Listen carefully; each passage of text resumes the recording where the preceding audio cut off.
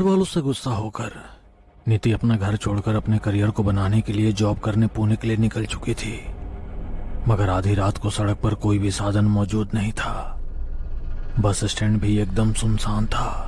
घर वाले वापस आकर उसे कहीं रोक न लें, इसलिए वो ऐसे ही सुनसान सड़क पर हाईवे की तरफ लिफ्ट की तलाश में आगे बढ़ती चली जा रही थी। अभी वो हाईवे से काफी दूर ही थी। तभी सड़क के दूसरे किनारे उसे एक रोशनी का चक्र नजर आया कि नीति उसकी ओर आकर्षित होती चली गई। जैसे ही रोशनी के भीतर दाखिल हुई तो रोशनी का चक्र गायब हो गया था। उस चक्र के दूसरी तरफ बहुत ही डरावनी जगह थी। घने जंगल में पेड़ों पर लाशें लटकी हुई थी।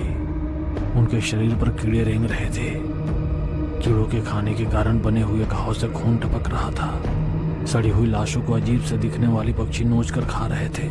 जैसे ही उन पक्षियों की निगाह तो वो लाशों को छोड़कर उसके आसपास मंडराने लगे। कुछ ने तो उसे चोंच भी मारी। उसे कुछ भी समझ नहीं आ रहा था कि उसके साथ ये क्या हो रहा है। डरते हुए वो आगे बढ़ी तो उसका पैर किसी चिपचिपी चीज पर रखाया। हालांकि उस मांस के टुकड़े में हलचल होने लगी और वो मांस का टुकड़ा एक भयानक जानवर में परिवर्तित हो गया। वो जानवर इतनी जोर से दहाड़ा कि आसपास के पेड़ पर सारे पक्षी उड़कर भाग गए। वो जानवर एक लाश को पकड़कर उसे नोचकर खाने लगा। उसके बड़े बड़े काले हाथ खून में सन गए। उसके मुंह से भी खून बह रहा था। उसने अपनी बड़ी बड़ी लाल आंखों से जैसे ही नीति की ओर देखा, नीति को लगा उसका अंतिम समय आ गया है। वो डरकर पीछे हटने लगी। फिर वो धीरे धीरे नीति की ओर बढ़ने लगा। नीति को कुछ भी समझ नहीं आ रहा था। जैसे ही नीति और जानवर में कुछ फासला बाकी था, नीति ने डर के कारण अपनी आंखें बंद कर ली। कुछ पल के बाद जब उसने अपनी आंखें खोली तो एक बड़े से कमरे में कैद थी, जहां बहुत ऊपर बने एक रोशनदान से हल्की हल्की रोशनी आ रही थी। दीवार के उस पार उसे कुछ हलचल सुनाई दी। वो तुरंत खड़ी होकर दरवाजे के पास पहुंची और दरवाजे को बजाने लगी। कौन है यहाँ पर? Please please save me. तभी दरवाजा खुलने की आवाज आई।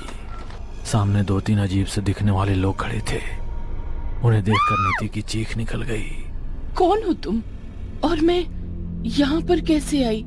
डरो मत, हमारे साथ चलो। हमारी दुनिया में तुम्हारा स्वागत है। ये हमारी दुनिया है। यहाँ के राजा शैतान है और हम सब उसके गुलाम। और अब हम तुम्हारे भी गुलाम हैं। चलिए, महाराज ने आपको याद किया है। मेरे गुलाम? ये सब क्या है? कोई मुझे समझाएगा? ज्यादा समझने की जरूरत नहीं है, हमारे साथ चुपचाप चलो। वे लोग नीति को घसीटते हुए एक बड़े से काले दरवाजे के करीब ले गए। दरवाजे के करीब एक बहुत ही भयानक शख्स खड़ा था, जिसके सर पर 2 सींग थे। आंखों की जगह आग जल रही थी और मुंह के किनारों से खून बह रहा था। ये हमारी मेहमान है और इसके साथ इस तरह बदतमीजी? जरा आराम से लेकर अंदर आओ। उसकी आवाज सुनकर नीति को ऐसा लग रहा था मानो उसके कान के पर्दे फट जाएंगे। तभी उसने आगे बढ़कर नीति का हाथ पकड़ा। एक बार को नीति को छूने पर उसे तेज झटका लगा, मगर फिर उसने दोबारा नीति का हाथ पकड़ा। नीति उससे अपना हाथ छुड़ाने की कोशिश करने लगी, मगर उसके हाथों की पकड़ मजबूत थी।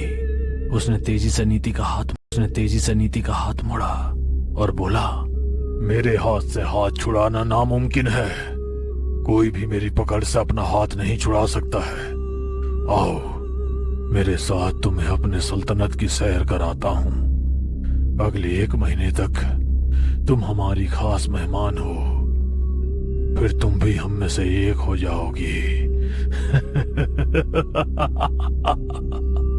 कहते हुए जोर जोर से हंसने लगा और नीति को लगभग घसीटते हुए अपने महल की ओर ले जाने लगा। उन दोनों को देख वे लोग घुटने के बल बैठ गए। शैतान की जय हो, अनंत समय तक आपका राज कायम रहे। ये हमारी खास मेहमान है, तुम लोगों को पता ही है इसके साथ क्या करना है। उसकी बात सुनकर वे लोग रहस्यमयी तरीके से मुस्कुराने लगे। एक व्यक्ति आगे बढ़ा और नीति के सामने झुककर सम्मानपूर्वक उसका हाथ पकड़ा और उसे अपने साथ ले जाने लगा। लोग उसे उस भयानक महल के बाहर बने बगीचे में ले गए, जहां पर अजीब तरह के पेड़ पौधे थे। कुछ लताएं आगे बढ़कर नीति के पैरों में लिपट गई। नीति दर्द से चीख पड़ी। वे उसका खून जोश हरी से लाल हो गई थी। यह देख जो व्यक्ति नीति का हाथ पकड़कर चल रहा था वह रहस्यमय तरीके से मुस्कुराया और फिर धीरे से उसने उस लता को फुसकार दिया।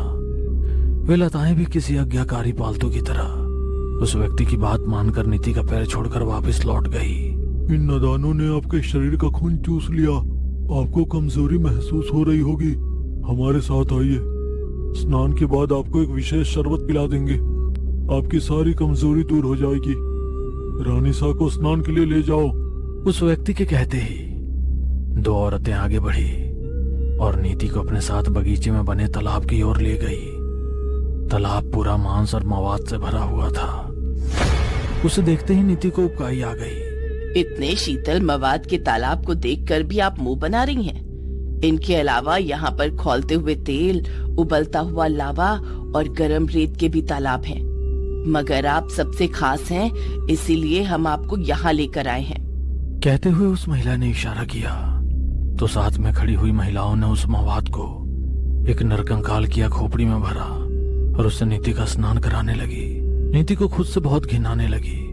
कुछ देर के बाद उसे वापस महल में ले गए। वहां पर उसका विचित्र कपड़ों और हड्डियों से श्रृंगार हुआ। उसे लग रहा था कि वो भी अब उन्हीं की तरह लग रही है। तभी वो व्यक्ति जो कुछ देर पहले नीति के साथ था एक गिलास में शरबत लेकर हाजिर हो गया। आशा है स्नान कर कर आपको तरोताजा महसूस हो रहा होगा। लीजिए, आपकी खिदमत में इस दुनिया का सबसे बेहतरीन शरबत हाजिर है। कहते हुए उसने वो गिलास नीति की ओर बढ़ा दिया। नीति ने देखा तो उसमें खून भरा हुआ था। नीति ने शरबत पीने से मना कर दिया। जैसे ही नीति ने मना किया जमीन पर अचानक बड़े बड़े कांटे वाले कीड़े रेंगने लगे। रेंगते हुए वे नीति के शरीर पर चढ़ने लगे। उसके शरीर में कांटों की चुभन से उसकी चीख निकल गई। यहाँ पर कोई भी महाराज की आज्ञा का उल्लंघन नहीं कर सकता। उसकी सजा बहुत ही खतरनाक होती है। अब आप ये शरबत पियेंगी या फिर ये कीड़ों को अपना खून पीने देंगी? पहले लताएं और अब ये कीड़े। नीति के पैरों में असहनीय दर्द होने लगा। उसके दर्द की शिकन उसके चेहरे पर साफ नजर आ रही थी। मगर उसने वो शरबत का गिलास अपने हाथ में नहीं लिया। नीति के पास में ही खड़ी महिला ने तुरंत उसके हाथ से गिलास लिया और कहा, ये काम आप मुझ पर छोड़ दो। इन्हें मैं जल्द ही यहाँ के नियम कायदे समझा दूंगी। गिलास देने के बाद वो व्यक्ति वहां से चला गया। उस महिला ने धीरे से नीति के कान में कहा, सिर्फ तुम ही हो जो हमें इस गेट से आजाद कर सकती हो। उसके लिए तुम्हें जिंदा रहना होगा और इन लोगों की सारी बात माननी होगी। कौन है ये महिला? नीति कैसे उन लोगों को आजाद कर सकती है? जानने के लिए देखिए अगला भाग।